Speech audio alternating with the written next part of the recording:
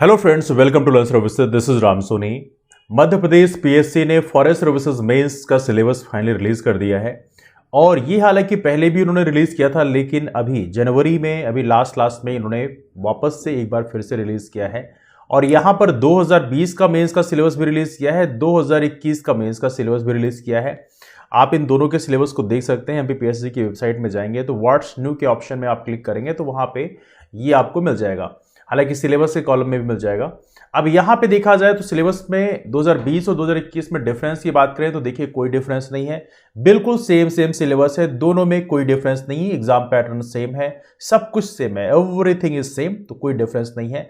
जहां तक कि पैटर्न की बात करें तो सिलेबस मैंने डिकोड किया है तो वहां पे उस चीज के बारे में डिस्कस किया है, लेकिन थोड़ी सी कुछ चीजों को एक बार फिर से रिकॉल कर लेते हैं।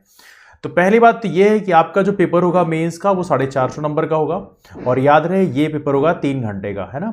अब इसमें 150 नंबर का आएगा मध्य प्रदेश राष्ट्रीय और अंतर्राष्ट्रीय स्तर का सामान्य ज्ञान। तो इसमें 2 पार्ट रहेंगे, पार्ट ए और पार्ट बी। पार्ट ए की बात करें, इससे मध्य देश के साथ में नेशनल और इंटरनेशनल लेवल का जो जीएस है वो पूछा जाएगा और इसके अलावा सेकेंड पार्ट में वानिकी एवं सामान्य विज्ञान रहेगा। वानिकी की बात करें यहां से बेसिकली 4 यूनिट है और सामान्य विज्ञान की बात करें यहां से बाकी जो पोजीशन है उसके लिए दी गई है। तो यहां पे रहेगा 300 नंबर का, तो दोनों मिला के हो गया 450 नंबर। उसके बाद आपके इंटरव्यू होंगे, इंटरव्यू के 50 नंबर होंगे, टोटल 500 नंबर के हिसाब से आपकी रैंकिंग डिसाइड होगी। अब देखिए यहां पे कुछ वर्गीकरण किया गया है, जैसे यदि हम बात करें पार्ट ए में क्या क्या चीजें पूछी जाएंगी, तो पार्ट ए में मध्य प्रदेश के सामान्य ज्ञान का सबसे बड़ा रोल है। 35 क्वेश्चन मध्य प्रदेश के सामान्य ज्ञान से पूछे जाएंगे, टोटल 50 क्वेश्चन रहेंगे जीएस से, जिसे 50 क्वेश्चन जो हैं 50 में से 35 क्वेश्चन मध्य देश से रहेंगे। भारत का सामान्य ज्ञान 10 क्वेश्चन रहेंगे और इसके अलावा विश्व का सामान्य ज्ञान 5 क्वेश्चन रहेंगे। एक प्रकार से मध्य देश का सबसे अधिक वेटेज है। और भारत का बात करें जो आप लूसेंट वगैरह से पढ़ते हैं उसमें 10 क्वेश्चन रहेंगे और विश्व का सामान्य ज्ञान 5 क्वेश्चन रहेंगे। तो इस प्रकार से 50 क्वेश्चन बन गए, ये रहेगा 150 नंबर का। और इसके अलावा हर एक प्रश्न 3-3 नंबर का होने वाला है। दूसरा पार्ट बी है जिसमें वानिकी है और सामान्य विज्ञान पूछा जाएगा, तो वो रहेगा 300 नंबर का, है ना। दोनों मिला के 450 हो गए। यहां पे एक चीज समझने वाली बात यह है जो आपके लिए बहुत इंपॉर्टेंट है, जिसमें आपको काफी इंपॉर्टेंट आपको पता ही होना चाहिए, और वो ये है कि देखिए लुक एट हियर, यहां पे आप देख सकते हैं लिखा हुआ है यस नेगेटिव मार्किंग होने वाली है 3R-W है। मतलब यदि आप एक क्वेश्चन गलत करते हैं तो 1/3 नंबर आपके कट जाएंगे, है ना। तो ये इंपॉर्टेंट है। जैसे एक क्वेश्चन चूंकि 3 नंबर का है तो देखा जाए तो यदि आप एक क्वेश्चन गलत करते हो तो मतलब आपका 1 नंबर कट जाएगा, है ना। दिस इज समथिंग 3R-W का सिस्टम चलेगा। अब देखिए इसमें कट ऑफ भी प्रॉपर तरीके से बोला गया है कि दोनों पार्ट में सेक्शनल कट ऑफ रहेंगे, मतलब कम से कम 40% आपको पार्ट ए में लाना पड़ेगा और 40% ही पार्ट बी में भी लाना पड़ेगा। तो ये कंडीशन यहां पे रखी गई है। तो हालांकि कट ऑफ इतना कम जाता नहीं है आमतौर पर कट ऑफ 65-70 तक चला आता है, परसेंट तक चला आता है। तो फिर भी लेकिन यहाँ पे सेक्शनल कट ऑफ दिया गया है, मतलब दोनों ही पार्ट में आपको कम से कम 40% मार्क्स जो हैं स्कोर करने पड़ेंगे। This is one of the very important thing. Negative marking के साथ में आपको ये चीज मैनेज करनी पड़ेगी ना। इसके अलावा देखा है तो कुछ चीजें और भी यहाँ पे इंपॉर्टेंट है। 3 घंटे का पेपर होगा। सबसे इंपॉर्टेंट है ये जो मूल्यांकन है ये ऑफलाइन होने वाला है। तो आपका जो एग्जाम होगा एमपीपीएससी फॉरेस्ट सर्विसेज का, ये एग्जाम ऑफलाइन होगा, क्योंकि एमपीपीएससी इस बार ऑनलाइन एग्जाम में बहुत ज़्यादा थोड़ा सा है नहीं। तो लास्ट टाइम भी इन्होंने ऑनलाइन की बात की थी फॉरेस्ट सर्विसेज की, बाद में उसको ऑफलाइन में कन्वर्ट कर दिया था। तो ये देखा तो एमपीपीएससी इस बार ऑफलाइन एग्जाम कंडक्ट कराएगी और दोनों में जो 2021 का सिलेबस है वहां भी उन्होंने बोला है कि ऑफलाइन ही एग्जाम कंडक्ट कराया जाएगा। तो आप लोगों को जो प्रिपरेशन करना है वो ऑफलाइन की फॉर्मेट में ही करना है, तो प्रैक्टिस करिए ऑफलाइन फॉर्मेट में, है ना। इसके अलावा देखा तो यहाँ पे और कोई चीज इतनी खास इंपॉर्टेंट नहीं है। साक्षात्कार है तो कोई न्यूनतम उत्तीर्णांक निर्धारित नहीं किया गया है, तो ये कुछ चीजें हैं। अब ये चीजें यहाँ पे कोई खास नहीं लिखी गई हैं तो इसको डिस्कस करने का इतना कोई मतलब है नहीं। लेकिन यस याद रखिएगा इसमें कुछ जो कैटेगरीज हैं उनको बेनिफिट दिया गया है, जैसे मध्य देश में जो अनुसूचित जाति है, जनजाति हैं, अन्य पिछड़ा वर्ग हैं, निःशक्त जन श्रेणी है, इनके लिए कट ऑफ में 10% की छूट है। मतलब सेक्शनल कट ऑफ जो है आपको 30% पार्ट ए में और 30% पार्ट बी में लाना होगा। तो ये बेसिकली थोड़ा छूट दी गई है। हालांकि इसका बहुत ज़्यादा रिलेवेंस है नहीं क्योंकि इतना कम कट ऑफ जाता नहीं है, तो that's not too much relevant, but फिर भी चलो दिया है तो डिस्कस कर लेते हैं। अब देखा तो यहाँ पे कुछ चीज़ें और भी हैं जो कि आपके लिए थोड़ा सा इंपॉर्टेंट हो सकती हैं कि आपको 3 गुना बच्चों को यहाँ पे क्वालिफाई किया जाएगा, है ना। तो ये बेसिकली सिस्टम है, मेंस क्वालिफाई करेंगे 3 गुना बच्चों को, फिर उनका इंटरव्यू होगा, इंटरव्यू के बाद बेसिकली डिसाइड किया जाएगा।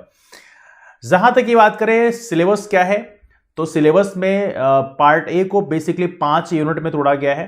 तो पहला जो यूनिट है उसमें मध्य प्रदेश का इतिहास है, संस्कृति एवं साहित्य है।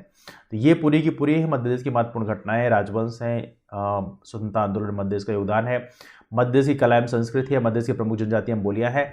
तो आपको याद होगा एमपीपीएससी प्रीलिम्स का जो सिलेबस है उसका यूनिट 1 लगभग सेम पैटर्न में है, वही चीज पूछी गई है।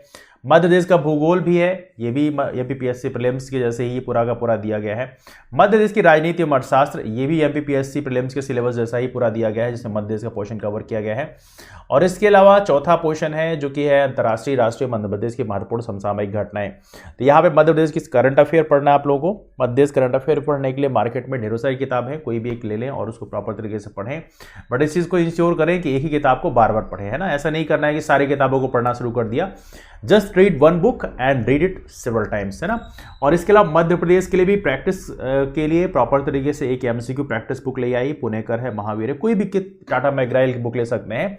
लेकिन याद रखिए ऐसा नहीं करना है कि हमें कई की किताबें पढ़नी है, हमें एक ही किताब पढ़नी है, लेकिन उसको बार बार पढ़नी है, कम से कम 8-10 बार रिवाइज करके जाएगा, है ना। इसके अलावा यहाँ पे खेल प्रतियोगिताएं, खेल प्रतियोगिताओं पुरस्कार से क्वेश्चन आमतौर पे हर साल पूछे आते हैं, तो इसको थोड़ा सा स्पेशल प्रिकॉशन देना। मध्य प्रदेश राज्य की प्रमुख कल्याणकारी योजनाएं, तो ये चीजें मध्य प्रदेश करंट अफेयर की बुक में मिल जाएगा, इसको आप वहां से पढ़ लीजिएगा। वैसे हमारे चैनल में भी आपको स्कीम बेस्ड जो है पूरा एनालिसिस मिल जाएगा, तो उसको भी आप देख सकते हैं। मध्य प्रदेश के चर्चित व्यक्तित्व में स्थान है, तो ये सारी चीजें आपको पढ़नी है। वैसे हमारे प्लेटफॉर्म में भी इस समय बहुत सारे क्लासेस चल रही है। सुबह 6:30 बजे जो क्लास होती है वो होती है मध्य प्रदेश हिस्ट्री पे, 9 बजे क्लास होती है इंडियन पॉलिटी पे, और इसके अलावा देखा जाए तो 2:30 बजे दोपहर में क्लास होती है, ये होती है मध्य प्रदेश ज्योग्राफी पे। और इकोनॉमी के लिए बेसिकली शाम को जो है हमने अरेंजमेंट किया है, शाम को 7 बजे क्लास ले पाएँ। तो ये कुछ क्लासेस जो है आप लोगों के लिए लिया गया है, जिससे आपका रिविजन फास्ट तरीके से हो पाए। एक और है यहाँ पे सूचना एवं संचार प्रौद्योगिकी, ये भी आप लोगों को अलग से पढ़ना पड़ेगा।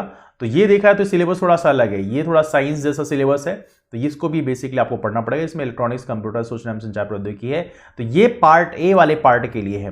तो इसका जिक्र बेसिकली स्पेशली नहीं किया गया था, लेकिन आपको ये भी पढ़ना पड़ेगा क्योंकि ये सिलेबस में डिस्कस किया गया है ना।